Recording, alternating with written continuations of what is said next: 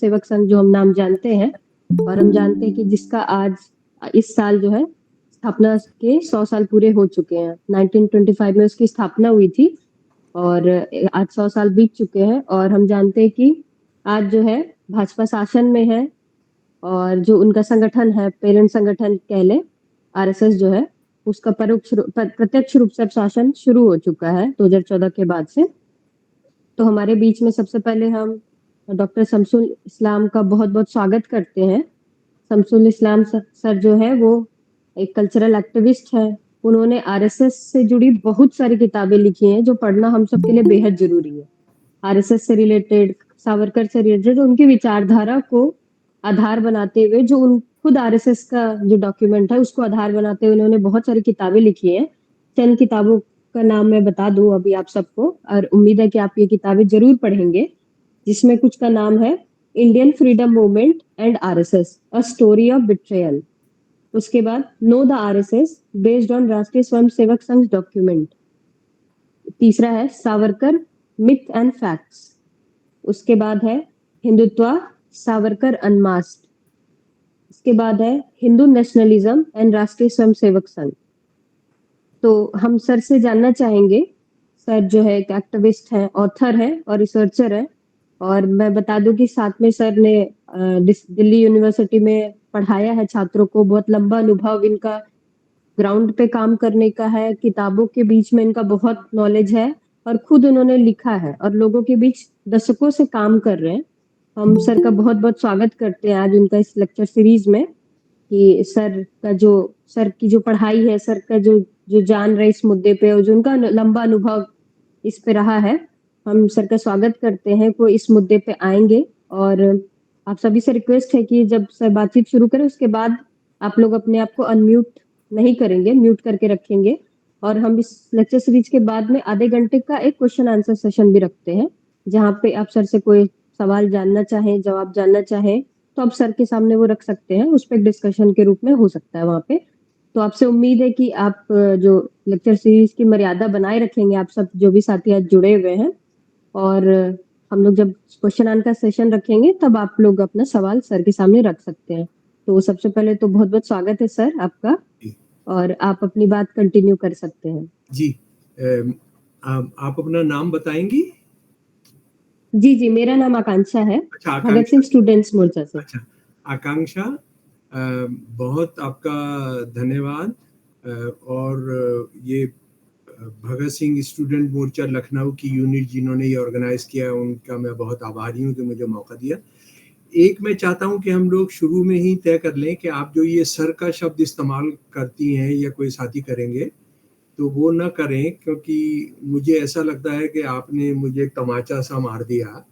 तो मुझे साथी इस्लाम कहें, नहीं तो चलिए अभी साथी नहीं बन पाया हूँ तो आप डॉक्टर इस्लाम कहें, लेकिन ये सर बिल्कुल इस्तेमाल ना करें। ये सर आम तौर पर भी आम बातचीत में भी इस्तेमाल ही करें। बहुत मजबूरी हो यूनिवर्सिटी वगैरह में कहीं पर बहुत घटिया किस्म का कोई टीचर हो तो जिसको सर के बिना, जिसको हाजमा खराब हो जाता हो तो उसको सर बोला करिए, नहीं तो अवॉइड करिए। तो बहुत शुक्रिया। तो बात यह है कि आप जिसको आरएसएस के 100 साल कह रहे हैं, असल में वो एक 100 साल की विभीषिका है, एक 100 साल का टेरर है, एक 100 साल है गद्दारी के, 100 साल है मनुस्मृति के पूजने के, 100 साल है इंसानियत का कत्ल करने के। तो आप ये जो उसको सेलिब्रेट कर रहे हैं, उसको हमको मौका मिला है कि उसके असल में जो राष्ट्र विरोधी, इंसानियत विरोधी और हिंदू विरोधी जो उसके करतूत है और उसके जो दस्तावेज हैं उस पर हम चर्चा करें। एक बात मैं और जो शुरू में ही बहुत साफ कर देना चाहता हूँ कि मैं जो भी दस्तावेज इस्तेमाल करूंगा, जो भी तथ्य रखूंगा, उसमें से एक भी आरएसएस के विरोधी किसी लेखक का, किसी किताब का संदर्भ नहीं है। सारे के सारे आरएसएस, हिंदुत्व और हिंदू महासभा के दस्तावेजों से लेकर मैं आपको बताऊंगा। और वही यही आप सुनकर मतलब आप चकरा जाएंगे, आप परेशान हो जाएंगे कि इस तरह का फासिस्ट, इस तरह का राष्ट्र विरोधी, इंसानियत विरोधी, हिंदू विरोधी जो संगठन है, वो गांधी जी की हत्या के बाद 30 जनवरी 1948 के बाद भी रहा, और आज उनकी हालत ये है कि वो सीधे सीधा सत्ता में है। ये सीधा सत्ता में मैं इसलिए कह रहा हूँ कि अभी जो 2 अक्टूबर को शायद विजयदशमी का जो दिन था, और उसमें बताया गया कि 100 साल पूरे हो गए आरएसएस को, उस पर भी हम बात करेंगे। बहुत बहुत हंसी भी आएगी और बहुत ताज्जुब भी होगा कि क्या क्या इतिहास गढ़ लिया गया आरएसएस का भी। और बात यह है कि उस 2 अक्टूबर को जो किया गया, और मोदी जी ने जो भाषण किया, और उसके बाद जो एक सिक्का जारी किया गया, और उस सिक्के में जो राष्ट्रीय सेवक संघ का जो नाम है वो किस तरह से गलत लिखा गया है, वो भी आप देख सकते हैं। ये हिंदुस्तान के कहने वालों ने हिंदी में जो उसकी स्पेलिंग गलत की है, तो वो कितना हिंदी को प्यार करते हैं उसका हम अंदाजा कर सकते हैं। उसके बाद 2 अक्टूबर के बाद एक बात ये तय हो गई है कि अब इस देश का मुकाबला, इस देश पर जो राज कर रहा है वो आरएसएस कर रहा है, क्योंकि प्रधानमंत्री ने भी कह दिया कि ये सारा जो आज जो देश है वो आरएसएस का बनाया हुआ है, वो आरएसएस के बनाए हुए हैं।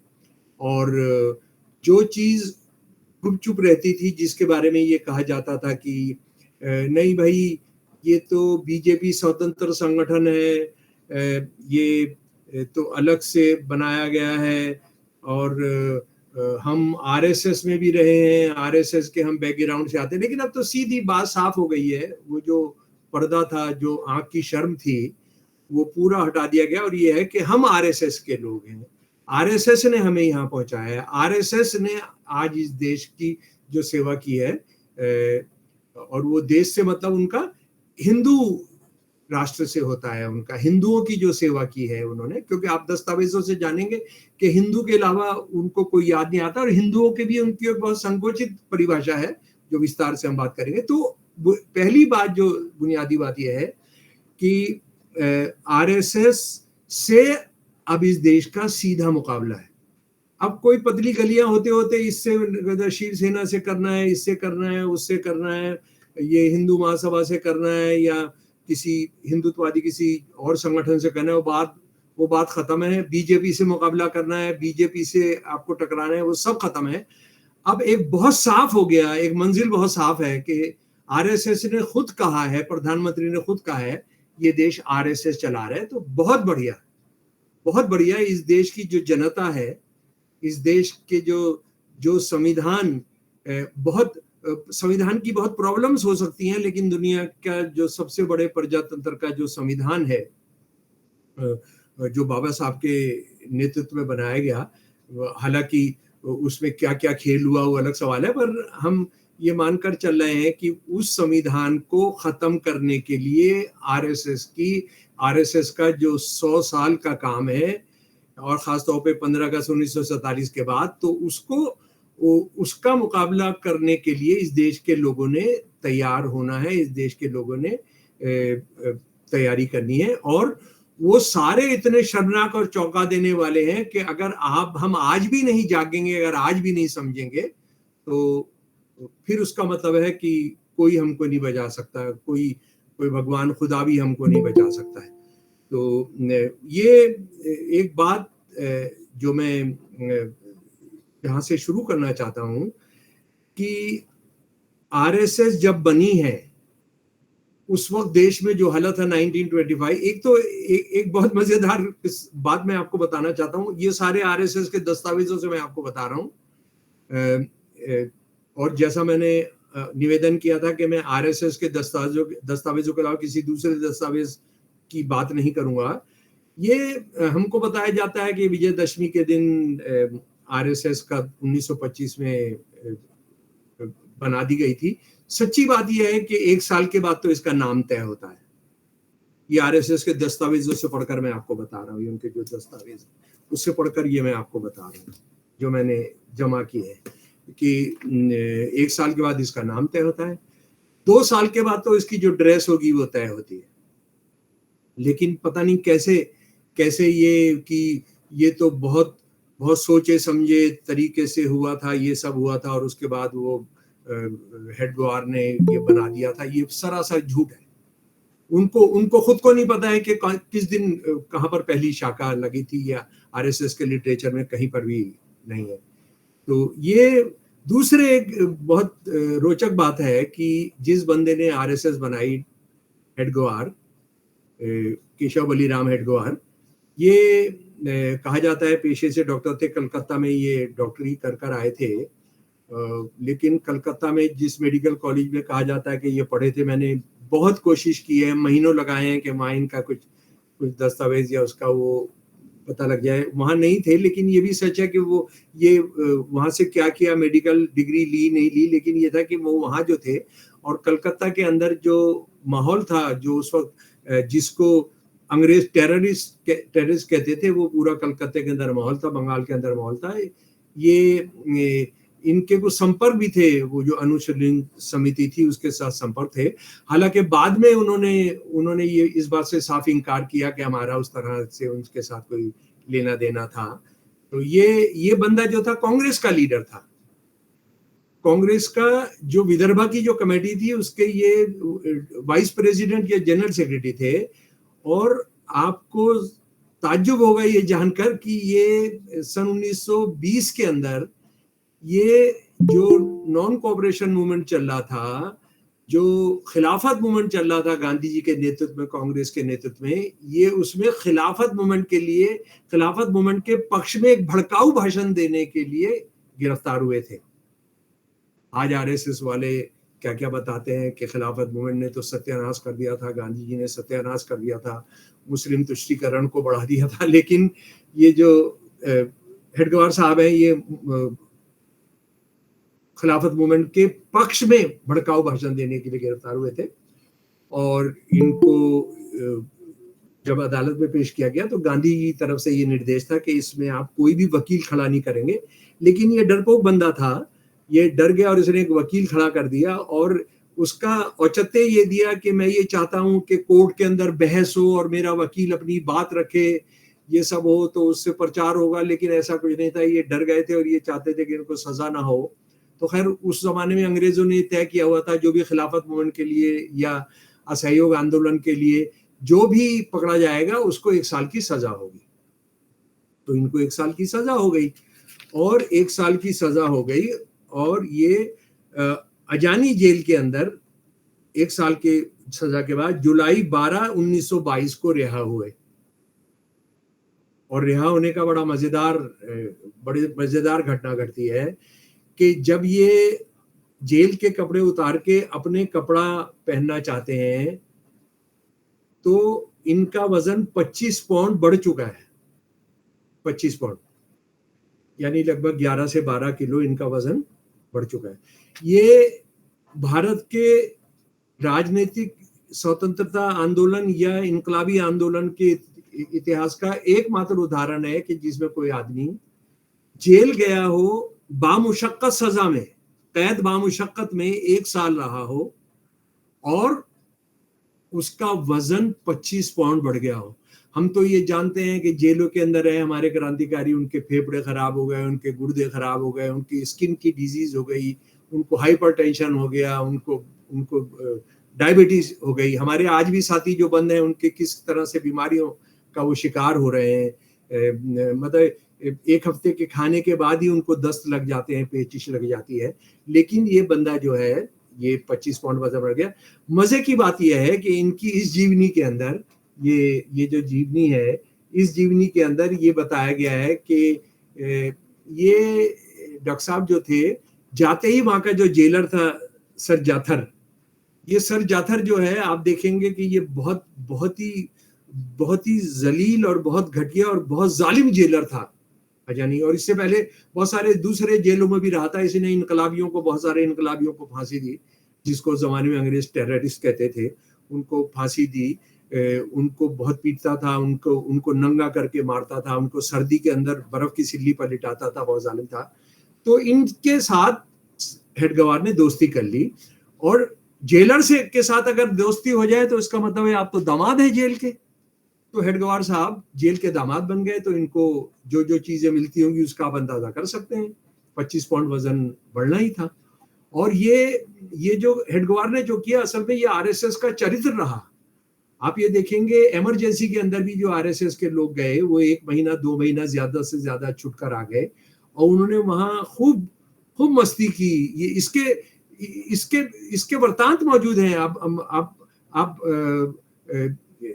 मधुलिमा जी का देखिए, आप जो दूसरे लोग हैं जो समाजवादी, जो जेल के अंदर बंद थे, जो कम्युनिस्ट सीपीएम के लोग जो बंद थे, उनके साथ जानिए कि ये किस तरह से एक पराठे के लिए, जरा से मक्खन के लिए, जरा से घी के लिए क्या क्या करते थे, कितने कंप्रोमाइज करते थे, और कितने ये लोग माफीनामे, वो जो डिब्बा रख दिया गया था कि मेरा इमरजेंसी से कोई ताल्लुक नहीं, उसमें डाल डाल के ये निकल कर बाहर आ जाते थे। तो ये इनका चरित्र है।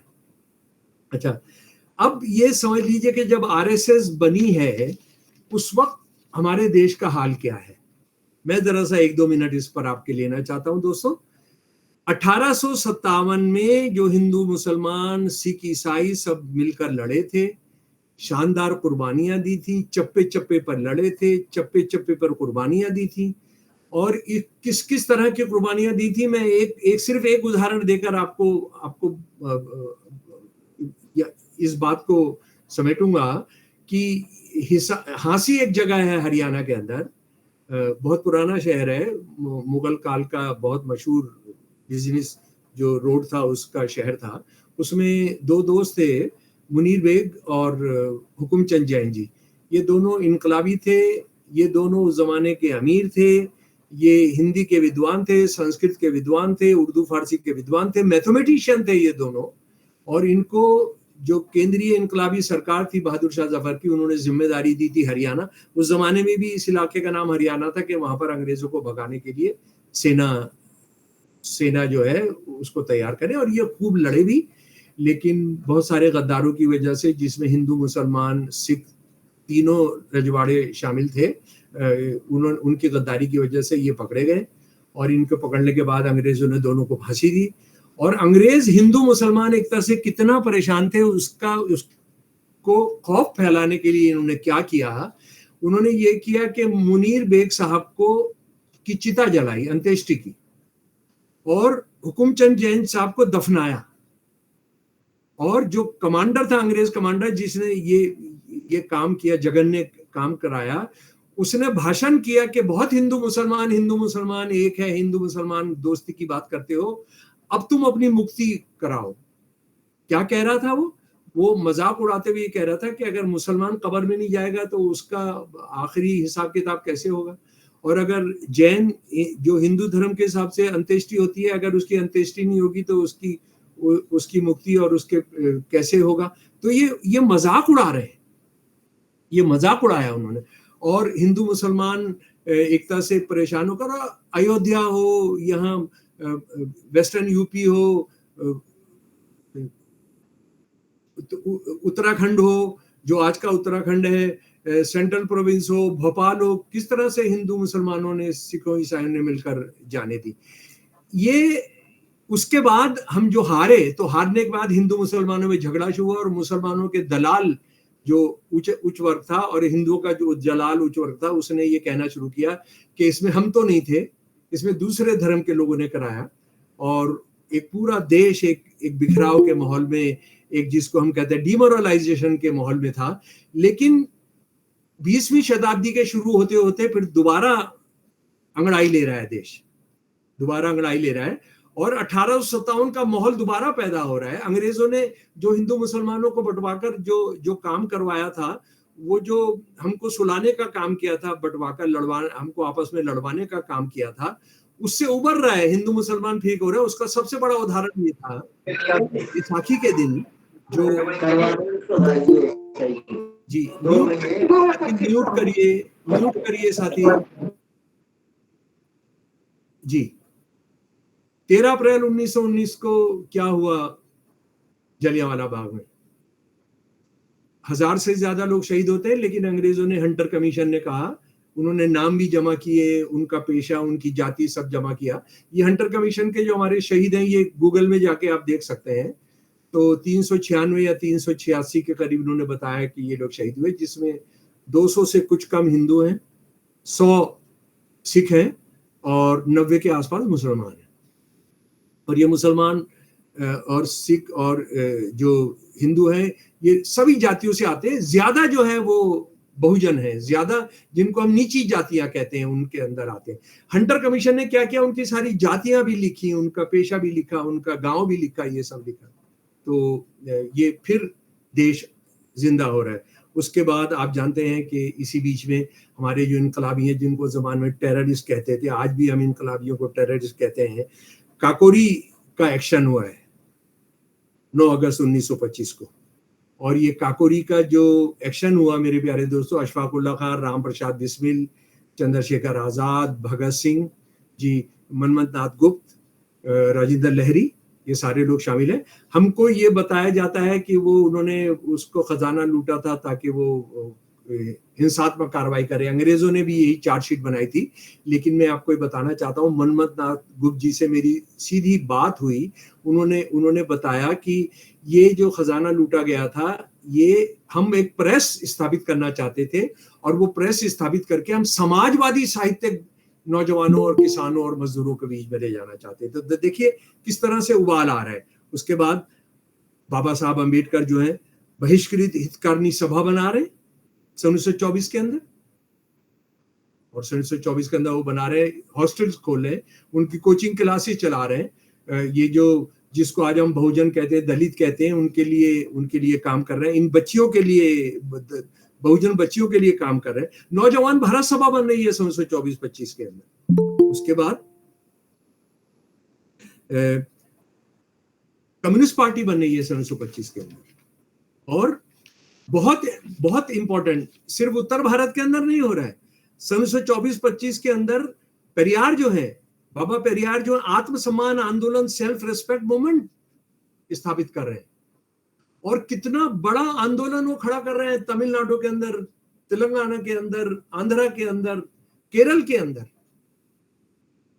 पूरा। और वो जातिवाद के खिलाफ है, वो औरतों को बराबरी के लिए, ब्राह्मणवाद के खिलाफ है। ये सारी लड़ाई लड़ी जा रही है। श्री नारायण गुरु, एक जाति है, एक धर्म है, एक खुदा है, हम सड़कें हमारी हैं। वो पहला 1922 के अंदर ट्रावनकोर लेबर एसोसिएशन, पहला लेबर एसोसिएशन बना देते हैं वो। और ये वो समय है जब जनता लामबंद हो रही है, जब हिंदू मुसलमान सिख ईसाई लामबंद हो रहे हैं अंग्रेजों के खिलाफ। तो ये चूहे, ये जो बीमारी के चूहे हैं, ये जो पिस्सू हैं, ये जो प्लेग के हैं, ये अपने अपने निकल कर बाहर आ रहे हैं।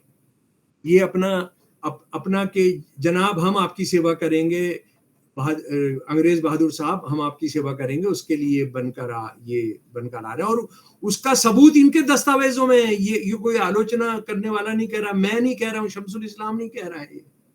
इनके दस्तावेजों में है कि सन 1925 में जब हेडगवार ने आरएसएस बनाने का तय किया, तो उसकी वजह ये थी कि उनको गांधी जी का ये स्लोगन कि भारत जो है सारे धर्मों को लेकर एक राष्ट्र है, हिंदुस्तान जो एक राष्ट्र है, और इसमें हिंदू मुसलमान की एकता के बाद ही हम अंग्रेजों के खिलाफ लड़ सकते हैं।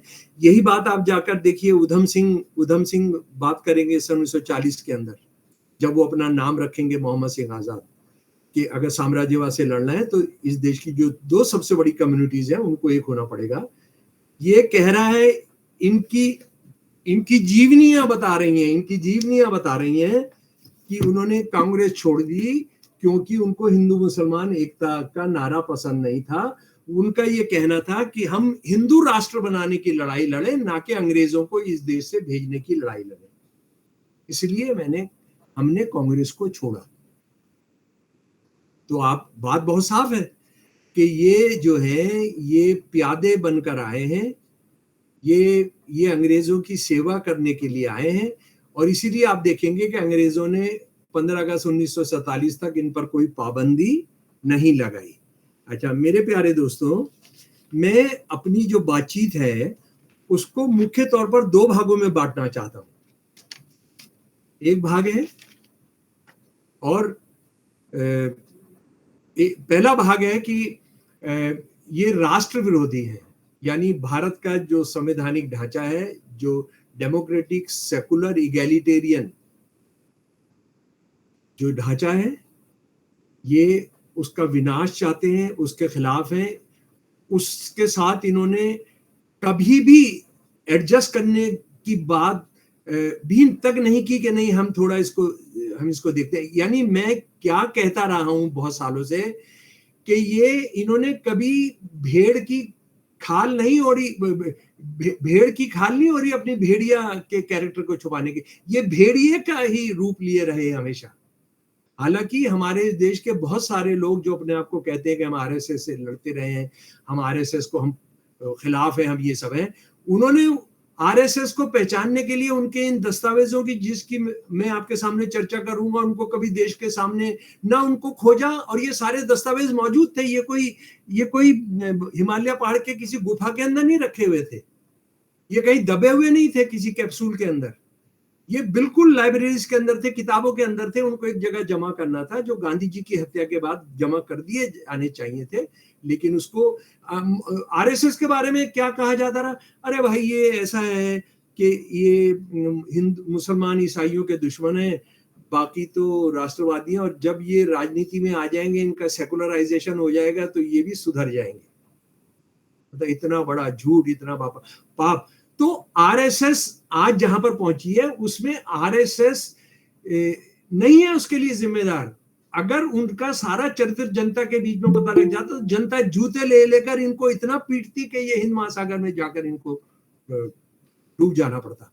लेकिन इनको हमने ऊपर एक जामा पहनाया, इनको एक मुखौटा दिया कि नहीं ये तो सुधर सकते हैं, तो सुधर सकते हैं, तो सुधर सकते हैं। मैं नंबर 1 बात कर रहा हूं कि इनके दस्तावेज पेश करूंगा कि किस तरह से राष्ट्र विरोधी, और उसके बाद जो बहुत अहम है, जिसको 100% इस देश से छुपाया गया, वो ये है कि ये हिंदुओं के दुश्मन है। हिंदुओं के अंदर जो भी बराबरी की, जो भी इंसाफ पसंद बात है, ये उसके खिलाफ है। और ये मैं उनके दस्तावेजों से आपको पढ़कर, मेरे प्यारे दोस्तों, आपके सामने रखूंगा। देखिए, आरएसएस जो है, तिरंगा झंडा सब जगह फहरवाता है। तिरंगा झंडा लहराना होगा, इस देश में रहना होगा। मदरसों और मस्जिदों पर तिरंगा झंडा ये फहरवाते हैं जी, या नहीं? तिरंगे झंडे के बारे में 14 अगस्त 1947 को आरएसएस के अंग्रेजी मुखपत्र ने जो लिखा, मैं उसका आपको हिंदी अनुवाद सुना रहा हूं। अगर कोई साथी बाद में सवाल जवाब में अंग्रेजी का भी सुनना चाहेंगे, वो भी मेरा डाटा हुआ है, मैं आपको सुना दूंगा। 14 अगस्त 1947 को अंग्रेजी का मुखपत्र ऑर्गेनाइजर, जो लोग भाग्य के बल पर सत्ता में आए हैं, वो हमारे हाथों में तिरंगा दे सकते हैं, लेकिन ये हिंदुओं द्वारा कभी भी सम्मानित और स्वीकार नहीं किया जाएगा।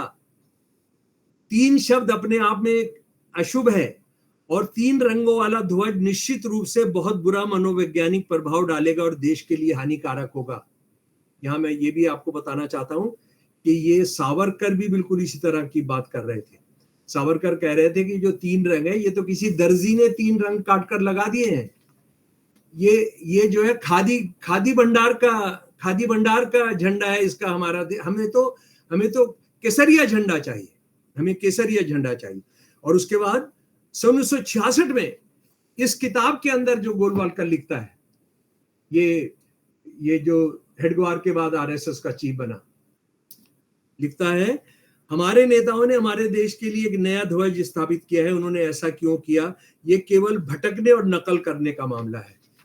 मुसलमानों को आप कह रहे हो फांसी पर चढ़ा देंगे अगर तुम तिरंगा झंडा नहीं फहराओगे, तो तुम मस्जिद पर नहीं फहराओगे, तुम गुरुद्वारे पर नहीं कहते हो कि तिरंगा झंडा फहराओ, तुम्हारी हिम्मत नहीं है गुरुद्वारे पर तिरंगा फहराने की।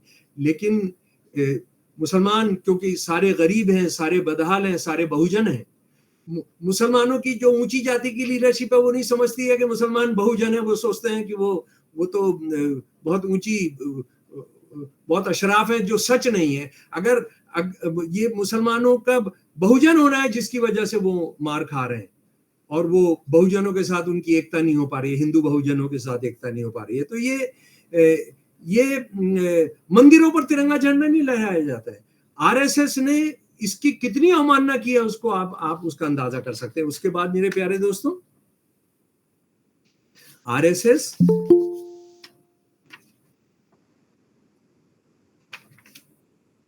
देश के धर्मनिरपेक्ष संविधान के बारे में क्या कहता है, बाबा साहब के संविधान के बारे में क्या कहता है, मैं फिर उनके दस्तावेज से पढ़कर सुना रहा हूं, इसी किताब से, बंच ऑफ थॉट्स से।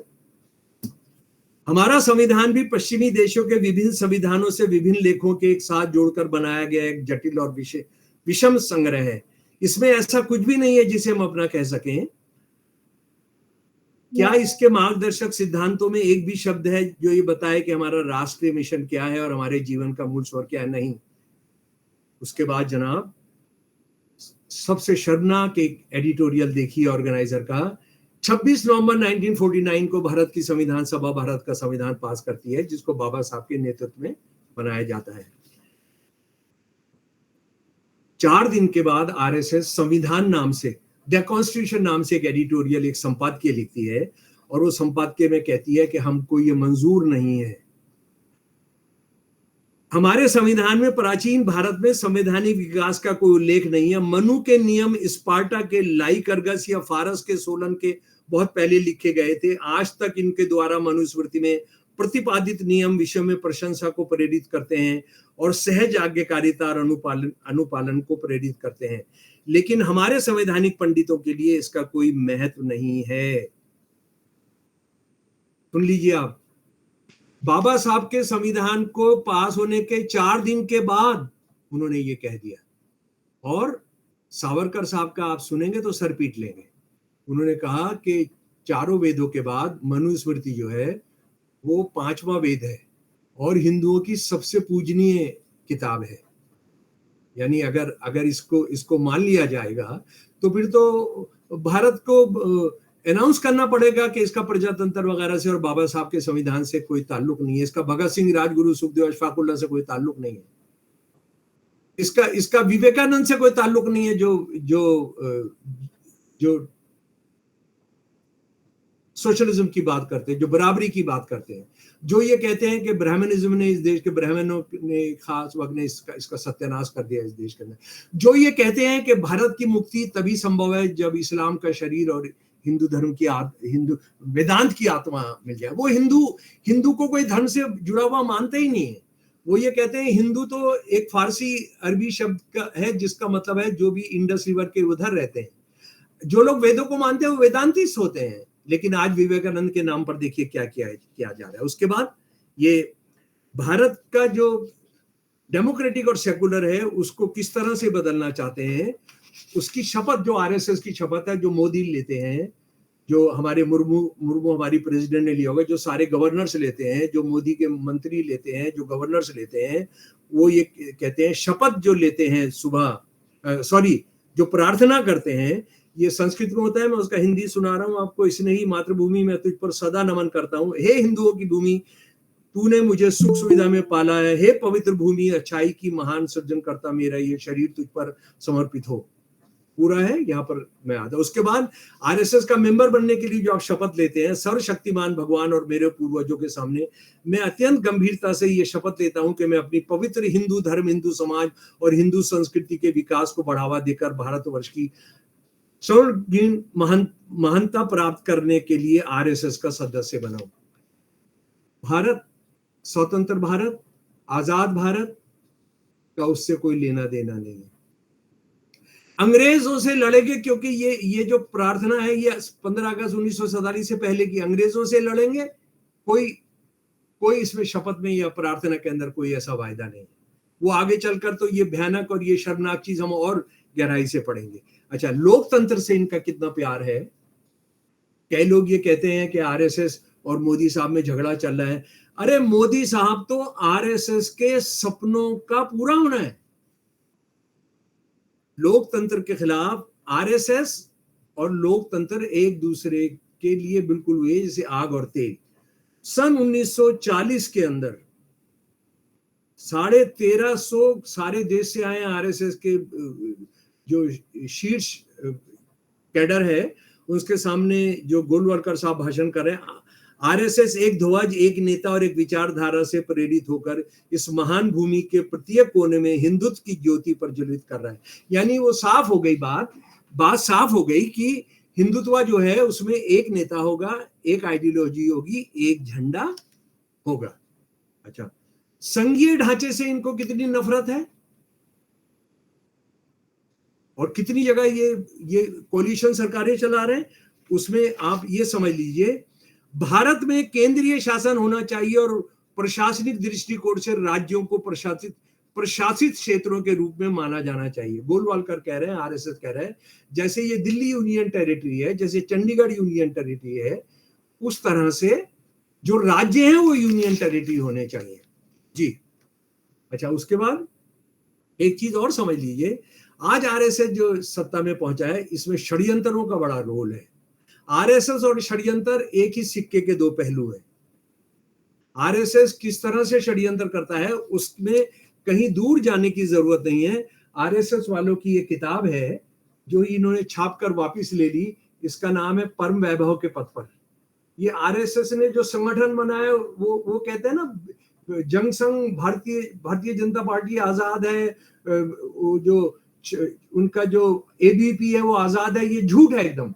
और वो किस तरह से षड्यंत्र करते हैं उसमें साफ लिखा है। जैसे इस किताब के अंदर हम, और ये जिन्होंने किताब लिखी है आरएसएस के बहुत आइडियोलॉग है, बहुत बड़े, डॉक्टर सदानंद सप्रे, और इसको आरएसएस का जो केंद्रीय प्रकाशन गृह है उन्होंने छापा है। ये किताब सब जगह से गायब कर दी गई है।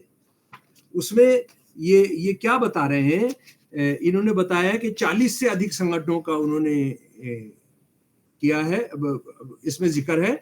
हिंदू जागरण की दृष्टि से हमने हिंदू जागरण जैसे मंच वर्तमान में 17 राज्यों में विभिन्न नामों से सक्रिय किए हैं, जैसे दिल्ली में हिंदू मंच, तमिलनाडु में हिंदू मुनानी, महाराष्ट्र में हिंदू। ये मंच है, संघ या संगठन नहीं, इसलिए इनमें सदस्यता, पंजीकरण और चुनाव की आवश्यकता नहीं है। सीक्रेट तरीके से आप चलाइए, कोई हिसाब किताब नहीं है। क्या आप ये जानते हैं कि आरएसएस की मेंबरशिप का कोई रिकॉर्ड नहीं है? आरएसएस कोई औपचारिक तौर पे मेंबरशिप नहीं देता है।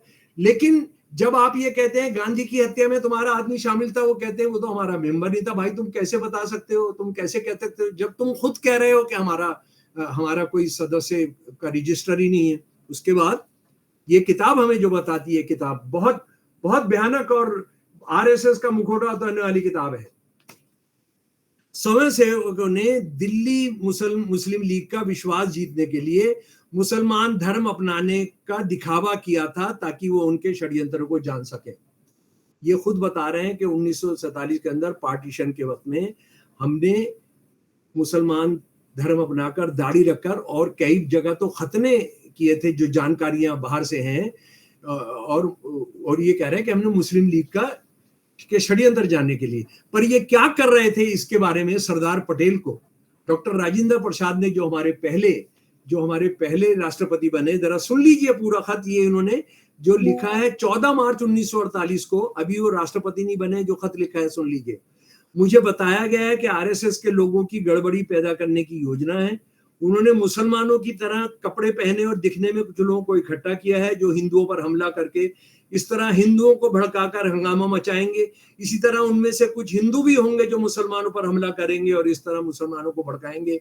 हिंदू और मुसलमानों के बीच इस तरह की गड़बड़ी का नतीजा आगजनी होगा। कौन कह रहा है? ये शमसुल इस्लाम नहीं कह रहा है, ये कोई भगत सिंह छात्र मोर्चा, स्टूडेंट मोर्चा का बंदा नहीं कह रहा है, डॉक्टर राजेंद्र प्रसाद कह रहे हैं, डॉक्टर राजेंद्र प्रसाद, और ये लिखित के अंदर मौजूद है। अच्छा, अब जरा सा मुझे ये बताइए कितने मिनट हो गए अभी? जी सर, अभी आधा घंटा तक आप कंटिन्यू कर सकते हैं। सॉरी, सर की जगह कमरेड। हाँ, कमरेड जी, बहुत अच्छा जी। अच्छा, इनके जो काम करने का तरीका है उसका मैं आपको एक बात और बता देता हूं कि ये किस तरह से काम करते हैं, यानी आरएसएस में राजनीति में किस तरह से जाते हैं। वैसे तो ये कहते हैं ना कि हमारा राजनीति से कोई ताल्लुक नहीं है जी, लेकिन देखिए जरा सा मैं, क्योंकि दस्तावेज में आपके सामने बात कर रहा हूँ, ये कोई चाय खाने वाली बातचीत नहीं हो रही है, तो ये मैं आपको बताना चाहता हूँ कि गोलवलकर साहब ने आरएसएस में किस तरह से लोगों को भेजते हैं, आरएसएस राजनीति को कंट्रोल करती है और किस तरह से करती है, गोलवलकर साहब के शब्दों में सुन लीजिए। हमें ये भी मालूम है कि अपने कुछ स्वयंसेवक राजनीति में काम करते हैं, वहां उन्हें उस कार्य की आवश्यकताओं के अनुरूप जल्द से जल्द शादी करने पड़ते हैं, नारे लगाने होते हैं। इन सब बातों का हमारे काम में कोई स्थान नहीं है, परंतु नाटक के पात्र के समान भी जो भूमिका ली उसका योग्यता से निर्वाह तो करना ही चाहिए। ये कहते हैं हम सांस्कृतिक संगठन है, लेकिन वो किस तरह से भेजते हैं वहां, नाटक के पात्र के समान। यदि हमने कहा कि हम संगठन के अंग हैं, हम उसका अनुशासन मानते हैं, तो फिर सिलेक्टिवनेस का जीवन में कोई स्थान ना हो। जो कहा वही करना, कबड्डी कहा तो कबड्डी, बैठक कहा तो बैठक। जैसे अपने कुछ मित्रों से कहा कि राजनीति में जाकर काम करो, तो उसका अर्थ ये नहीं कि उन्हें इसके लिए बड़ी रुचि या प्रेरणा है। यानी आप जो राजनीति में लोग भेज रहे हैं उनको नाटक के पात्र के समान भेज रहे हैं। वो आप जमूरा आरएसएस जमूरा है और उसको वो भेज रहे हैं। ये सारा गोलवालकर कह रहा है, कितनी बेशर्मी से किन शब्दों का इस्तेमाल कर रहा है। और ये जो कह रहा है, ये सारी किताबें इन्होंने गायब कर दी है। ये 7 वॉल्यूम है 1960-70 के अंदर छापे, उसको किताबों से गायब कर दिया। आरएसएस की अपनी लाइब्रेरी से उन्होंने गायब कर दिया है, सार्वजनिक लाइब्रेरियों से उन्होंने गायब कर दिया है। ये देश की जो बड़ी लाइब्रेरी है, नेशनल लाइब्रेरी है, वहां से ये 7 वॉल्यूम हटा दिए। सारा कुकर्म, सारे उनके क्रिमिनल एक्ट उस जमाने में इसमें छापे गए। अच्छा, उसके बाद स्वतंत्रता संग्राम में इनकी जो स्थिति थी जरा सुन लीजिए। स्वतंत्रता संग्राम में इन्होंने पूरे तौर पर विरोध किया। हम आजादी की लड़ाई के क्या क्या मील के पत्थर हैं? सन 1920-21 का खिलाफत मूवमेंट और नॉन कोऑपरेशन मूवमेंट, उसके बाद सन 1930-31 का नमक सत्याग्रह, फिर उसके बाद सन 1942 का क्विट इंडिया मूवमेंट जी, और उसके बाद सबसे बड़े जो आंदोलन है, और उसके बाद जंग का बहिष्कार सन 1942 के साथ साथ वो जो दूसरी विश्व युद्ध था, जंग का बहिष्कार। आरएसएस ने इसमें किसी से भी शिक्षा नहीं लिया, बल्कि उसका विरोध किया। संघर्ष के बुरे परिणाम हुआ ही करते। मैं गोलवलकर का भाषण जो उसने इंदौर में आरएसएस के कैडर्स को दिया था, आपके सामने सुना रहा हूं। संघर्ष के बुरे परिणाम हुआ ही करते हैं। 1920-21 के आंदोलन के बाद, यानी 1920-21 खिलाफत मूवमेंट के लड़कों ने उद्दंड होना प्रारंभ किया। ये नेताओं पर कीचड़ उछालने का प्रयास नहीं है, परंतु संघर्ष के बाद उत्पन्न होने वाले अनिवार्य परिणाम है। सन 1942 के बाद तो कानून का विचार करने की आवश्यकता ही नहीं, ऐसा प्राय लोग सोचने लगे। और जरा सुनिए, आज के बिहार का सन 1966, ये उसने भाषण किया सन 1966 के अंदर, नहीं सॉरी मैं आपको बताता हूं जी, सन 1966 के अंदर ये जो आज के बिहार के बारे में कह रहा है। ये आंदोलन विशेष रूप से बिहार में खूब चला। आज हम देखते हैं कि गाड़ियां रोकना, सांकल खींचना, बिना टिकट प्रवास करना आदि बातें वहां आमतौर पर चलती हैं। ये सारी अव्यवस्था और विचित्र देखने वाली परिस्थितियां संघर्ष के कारण ही निर्वाही हुई हैं। यानी सन 1942 का आंदोलन हो या सन 1920-21 का आंदोलन हो, ये क्या कह रहा है कि ये जो है ये अनार्की पैदा करता है।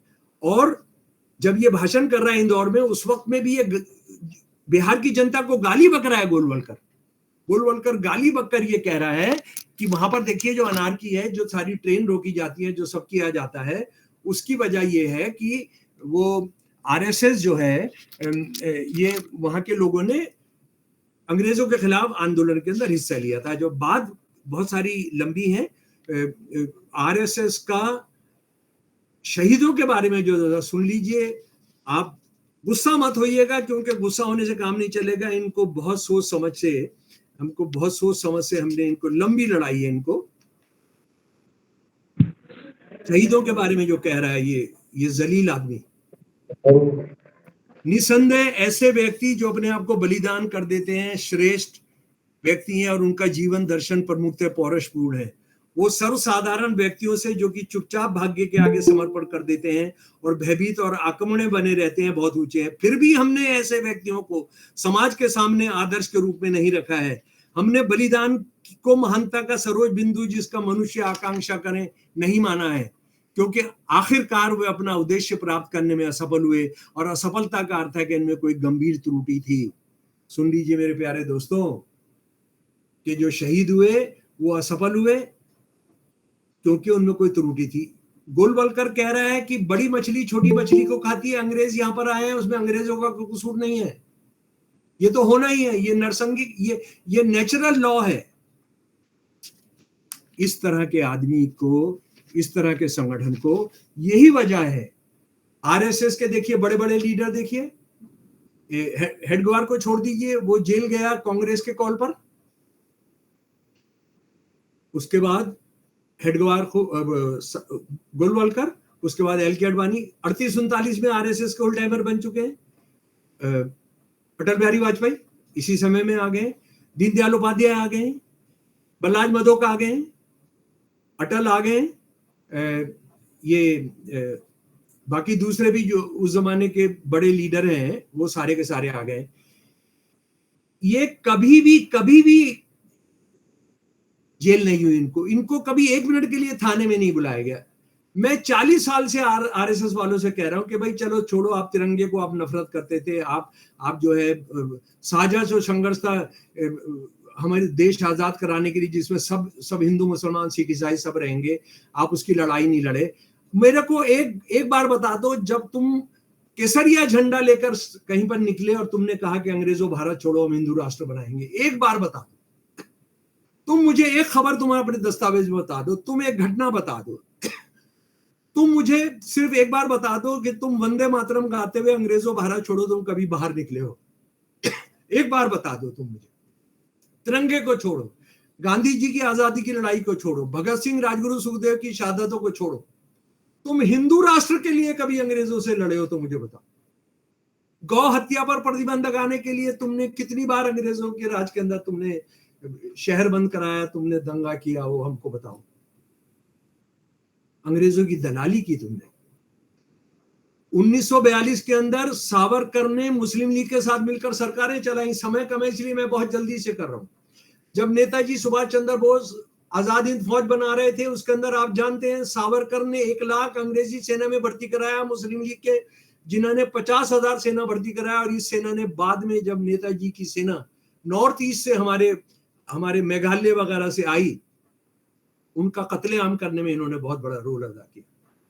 सन 1942 के अंदर किसकी जगह पर आरएसएस और मुस्लिम लीग सरकार चला रहे हैं? आरएसएस और हिंदू महासभा एक ही बात है। हिंदू महासभा और ये कितनी जगह सरकारें चला रहे हैं? सिंध के अंदर, बंगाल के अंदर Shyama Prasad Mukherjee deputy prime minister है। प्राइम मिनिस्टर है, उस जमाने में चीफ मिनिस्टर को प्राइम मिनिस्टर कहते थे। प्राइम मिनिस्टर है फजलुल्लाह मुस्लिम लीग का, ये डिप्टी प्राइम मिनिस्टर है, और इसके जिम्मे है क्विट इंडिया मूवमेंट को दफन करना, दबाना। उसके खत पढ़िए आप अंग्रेज गवर्नर के नाम, जो आपको शर्म आने लगेगी। तो ये पहला हिस्सा है जी। अब मैं दूसरे हिस्से पर आता हूं, और वो है हिंदू विरोधी, उनका इंसानियत विरोधी जो है, उसके बारे में भी हमने, और वो मेरे हिसाब से ज्यादा महत्वपूर्ण है मेरी दृष्टि से जी साथियों।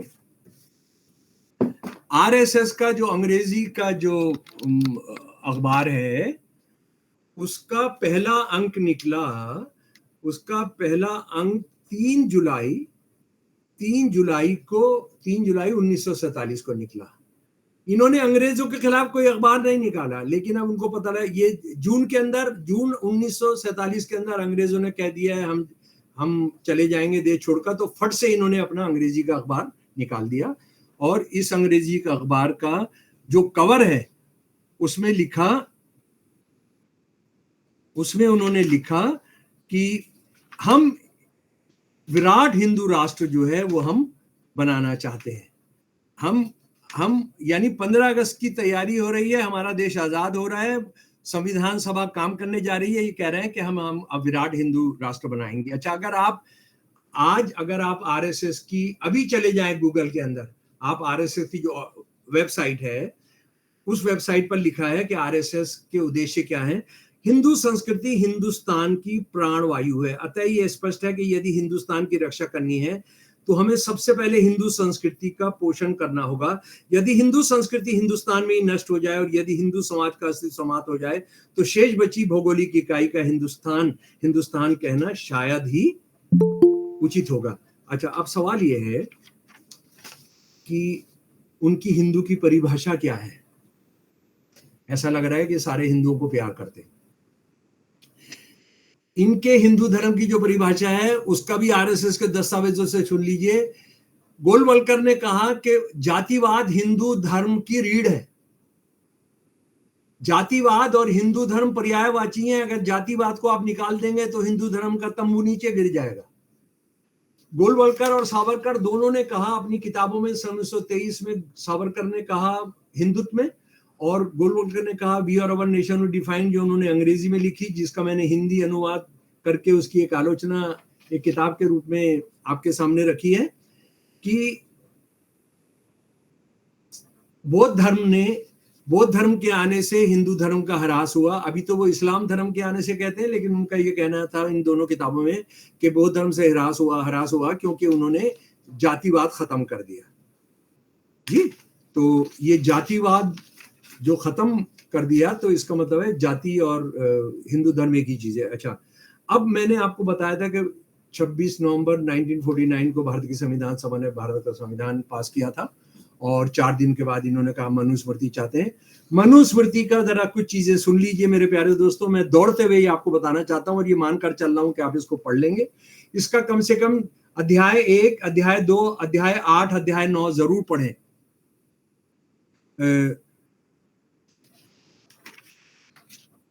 अध्याय 1 श्लोक 31। ब्रह्मा ने अपने मुख, बांह, जांघ तथा चरणों से क्रमशः ब्राह्मण, क्षत्रिय, वैश्य तथा शूद्र वर्णों को उत्पन्न किया। 91 श्लोक, भगवान ने शूद्र वर्ण के लोगों के लिए एक ही कर्तव्य कर्म निर्धारित किया, तीनों अन्य वर्गों की निर्विकार भाव से सेवा करना। 271 शूद्र द्वारा द्विज जातियों के नाम और जाति उच्चारण करने पर उसके मुंह में 10 उंगली लोहे की जलती कील ठोक देनी चाहिए। 272 अध्याय 8 शूद्र द्वारा अहंकारवश ब्राह्मणों को धर्म उपदेश देने का दुस्साहस करने पर राजा को उसके मुंह और कान में गर्म तेल डाल देना चाहिए।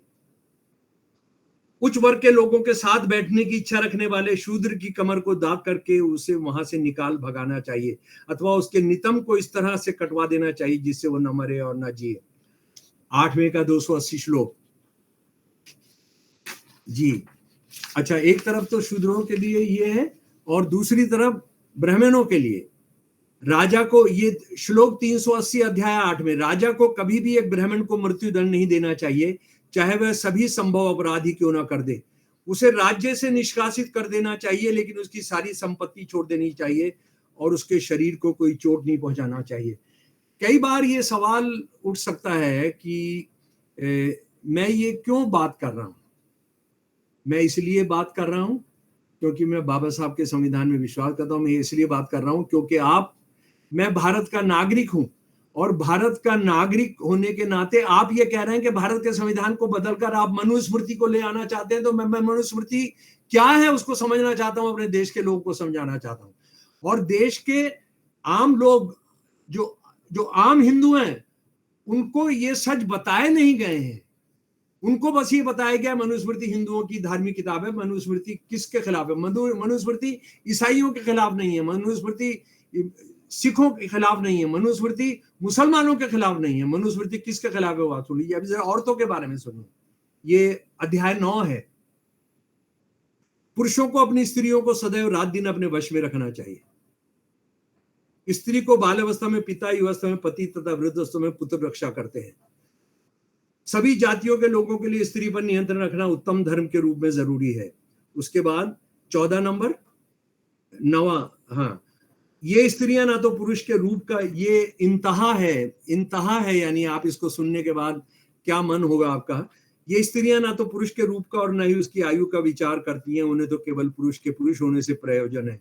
यही कारण है कि पुरुष को पाते ही वो उसे भोग के लिए प्रस्तुत हो जाती हैं। शर्मनाक है हिंदू औरत के लिए ये कहकर के, ये हिंदू स्क्रिप्चर है, ये बात कर रहे हैं। अच्छा, उसके बाद आप ये सोचते हैं कि ये कोई पुरानी बात है।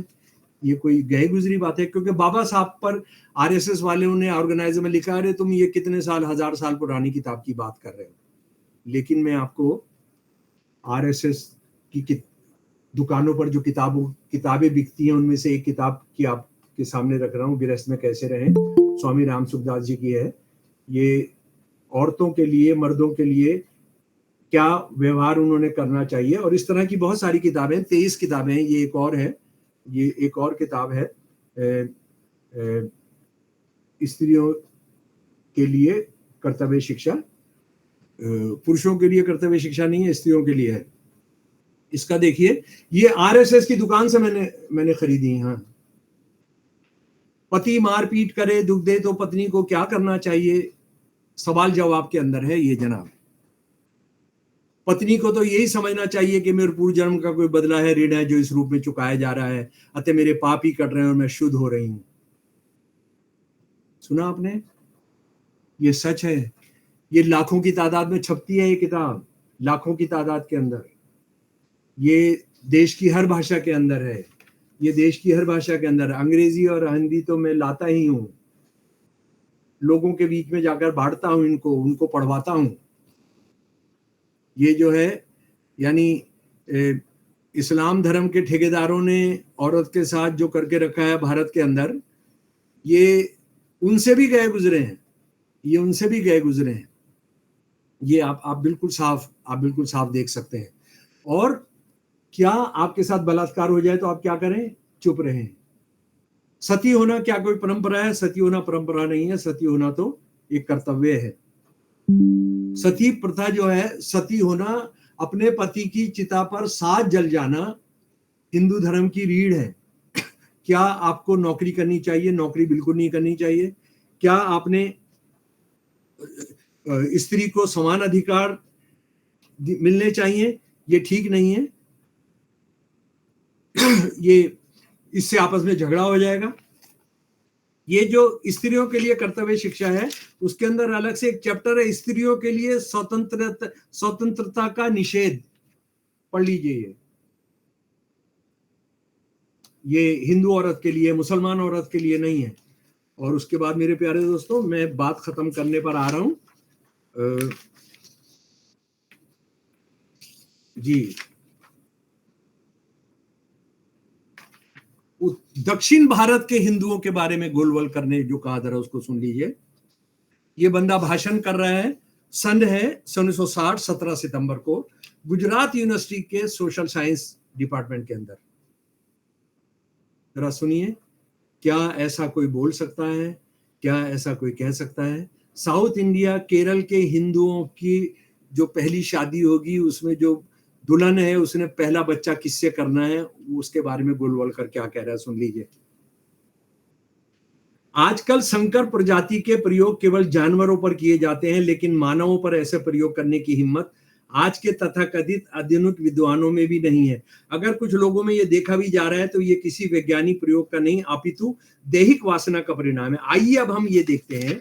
ये जो भाषण कर रहा है प्रोफेसर है, सोशल साइंस की फैकल्टी है, वाइस चांसलर है, कांग्रेस का मुख्यमंत्री है, कांग्रेस का एजुकेशन मंत्री है, वहां बैठे हैं। आरएसएस जो आई है ऐसे ही नहीं पैदा हो गई है, ये कांग्रेसियों ने इसको पाला है, पोसा है कि हमारे पुरखों ने इस क्षेत्र में क्या प्रयोग किया। मानव नस्लों को क्रॉस ब्रीडिंग द्वारा बेहतर बनाने के लिए उत्तर के नमूद्री ब्राह्मणों को केरल में बसाया गया और एक नियम बनाया गया कि नमूद्री परिवार का सबसे बड़ा लड़का केवल केरल की वैश्य, क्षत्रिय या शूद्र लड़की से शादी कर सकता है। ब्राह्मणों के इस प्रयोग से बाहर रखा गया, ब्राह्मण की लड़की से नहीं। और एक और इससे भी अधिक साची नियम यह था कि किसी भी जाति की विवाहित महिला की पहली संतान नमूद्री ब्राह्मण से होनी चाहिए और उसके बाद ही वह अपने पति से संतानोत्पत्ति कर सकती है।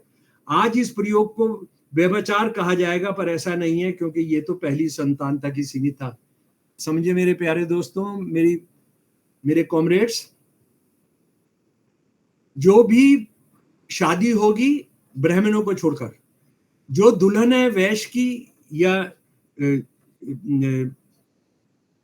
शूद्र की या ठाकुर की, वो दुल्हन पहला बच्चा किससे पैदा करेगी? ये जो उत्तर भारत से ब्राह्मण भेजा गया उससे पहले बच्चा पैदा करेगी। ब्राह्मणों को इससे बाहर रखा गया।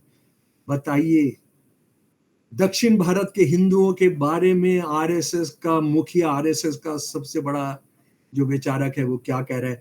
और इनको इस देश में काम करने दिया जा रहा है, इनको छोड़ा जा रहा है, इनके दफ्तर काम कर रहे हैं, ये इस देश को चला रहे हैं, कोई सवाल नहीं उठ रहा है। और आखिरी बात, आरएसएस के मर्दों के संगठन का नाम है स्वयंसेवक।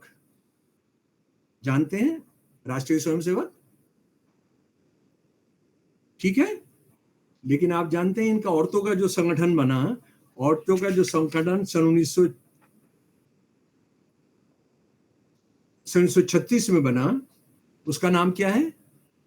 जानो मेरे प्यारे दोस्तों, इसी तरह से ये लफंगे या गुंडे सारे सड़कों पर घूमते फिर रहे हैं, परेशान करते हुए इस देश को तबाह करते, तोड़ते, लिंच करते, जलाते, गालियां बकते, तलवारें लेते, क्या क्या करते। अगर आज विवेकानंद आ जाएं, भगत सिंह आ जाएं, गांधी जी की तो इन्होंने हत्या की थी, आ जाएं तो कितनी देर वो जिंदा रह पाएंगे अगर वो इनकलाब जिंदाबाद का नारा लेंगे? अगर मौलाना हजरत मोहानी जिन्होंने इनकलाब जिंदाबाद का नारा दिया था, अगर वो आ जाए, कितनी देर जिंदा रहेंगे वो? या अगर उनसे ये बजरंग दलियों से बच भी गए तो वो यूएपीए से कितनी देर बच पाएंगे? ये मुसलमान औरत की स्थिति बहुत खराब है। मोदी सुबह से शाम तक हमको बताता रहता है। जरा सुनिए, उनका नाम है राष्ट्रीय सेविका समिति। सेविका का 20 डिक्शनरीज में मैंने मीनिंग देखा है। उसका मतलब है नौकरानी, अंग्रेजी में उसका मतलब है मेड। पुरुष जो हैं वो स्वयं सेवक हैं। औरतें जो आरएसएस की हैं, वो मुसलमान नहीं है, वो ईसाई नहीं है, वो सिख नहीं है, वो हिंदू हैं, वो हिंदुत्व में विश्वास करती हैं, वो सेविका हैं, नौकरानियां हैं। और आखिरी बात, बिल्कुल आखिरी बात, आरएसएस के जो लोग हैं वो शपथ लेते हैं कि मैंने आपको पढ़कर सुनाया था कि हम भारत माता की सेवा करेंगे। ये शपथ लेती हैं, ये क्या क्या शपथ लेती हैं सुन लीजिए।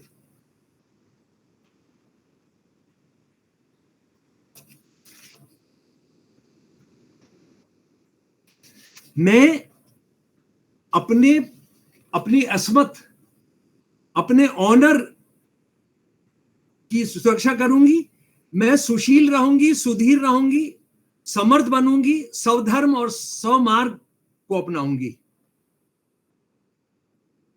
आरएसएस का मर्द मेंबर ऐसी कोई शपथ नहीं लेता है। वो व्यभिचार नहीं करेगा ऐसा कोई शपथ नहीं लेता है। आरएसएस की औरतों को आप शपथ ले रहे हैं कि वो कोई भी अनैतिक काम नहीं करेंगी। अरे अगर औरत कोई अनैतिक काम करती है तो वो मर्द के बिना हो जाता है क्या? मर्द उसमें शामिल नहीं होता है? आप आरएसएस के लड़कों को ये शपथ नहीं दिला रहे हैं कि तुम अपनी इस्मत की इज्जत करोगे, अपनी ऑनर की इज्जत करोगे, अपना अनैतिक कार्य नहीं करोगे। सेविका से आप करा रहे हो। ऐसा संगठन आपने कभी देखा है? ऐसे संगठन के बारे में कभी सुना है? और ऐसा घटिया, ऐसा समाज विरोधी, ऐसा टेररिस्ट, ऐसा इंसान विरोधी, ऐसी विभीषिका किसी देश पर राज करे आपने कभी सुना है? क्या जवाब देंगे हम भगत सिंह, राजगुरु, सुखदेव, अशफाक उल्लाह, राम प्रसाद बिस्मिल को? क्या जवाब देंगे हम गांधी को? क्या जवाब देंगे हम विवेकानंद को? मेरे दोस्तों, वक्त बीता जा रहा है। आप सोचते हैं कि ये तो आरएसएस जो तबाही मचाना है, देश तबाह होगा तो हम सब भी मरेंगे। और मैं इस देश के मुसलमानों से खासतौर पर विश्वास कर रहा हूं, इस वजह से नहीं कि मेरा नाम शमसुल इस्लाम है। मैं इस देश के मुसलमानों से दरखास्त कर रहा हूं, वो 15 करोड़ है।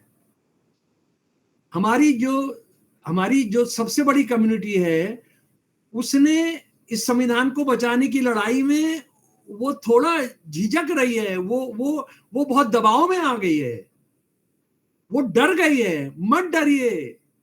1857 में मुसलमान 20% थे इस देश में, 40% कुर्बानियां उन्होंने की, 40% कुर्बानियां की उन्होंने। 1857 पर उस जमाने के दस्तावेज से मेरी किताबें आप अगर हाथ लग सके, किसी साथी को चाहिए मैं कहीं एक जगह भिजवा सकता हूँ। आकांक्षा को मैंने आकांक्षा के दफ्तर में भेजी भी थी 1857 की हैरत अंगेज दास्तानें। थाना भवन एक जगह है, 14 हिंदू मुसलमान सिख औरतों ने एक साथ फांसी दी, उनको जलाकर मारा गया थाना भवन वेस्टर्न यूपी के अंदर। किस चप्पे चप्पे पर इस तरह की दास्तानें।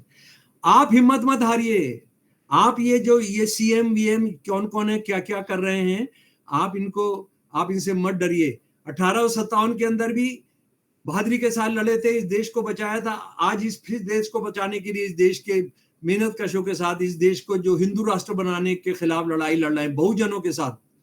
बाबा साहब ने कहा था कि इस देश के मुसलमानों ने, हिंदू जो शूद्र हैं, हिंदू जो बहुजन है, उनके साथ मिलकर खड़े होंगे तो हम इस देश की मुक्ति कराएंगे।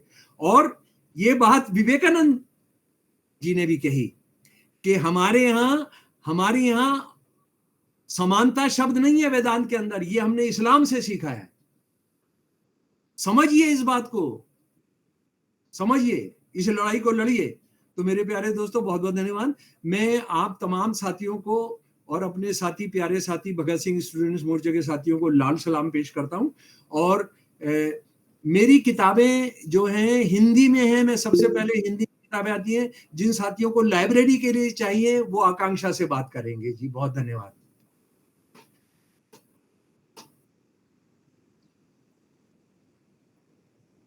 बहुत बहुत शुक्रिया, आपने बहुत अच्छा इंसाइटफुल जो है लेक्चर दिया है और हम लोग बहुत अच्छे से समझ पाए आरएसएस के कोर वैल्यूज को, उनके प्रिंसिपल्स को। खासतौर पे एक लड़की होने के नाते जो हम लोग देख रहे हैं कि इस तरह से स्त्रियों के बारे में उनकी जो राय है और तमाम सारी बातें आपने बहुत अच्छे तरीके से हम लोग को बताई। आपका फिर से शुक्रिया। ये हम किताब यहाँ पे पढ़वाइए। ये बनारस में, लखनऊ में 80 रेलवे स्टेशन सरकार की तरफ से फ्री में मिले हुए उनको स्टॉल।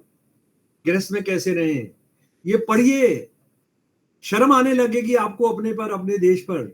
और ये जिन्होंने छापा है उनको गांधी शांति पुरस्कार दिया है 2024 का। जी, हम लोग जरूर इसको पढ़ेंगे और हम सब जितने युवा लोग जुड़े हैं उसकी तो ये जिम्मेदारी ही बनती है कि हम जितना ज्यादा पढ़ें और लोगों के बीच में जाएं, ग्राउंड पे काम करें। तो अब हम लोग जो है क्वेश्चन आंसर का सेशन करते हैं कि आप लोगों के जो सवाल है आप लोग उसको चैट में लिख करके भेजें और फिर जो कॉमरेड है वो उस पर अपनी प्रतिक्रिया देंगे।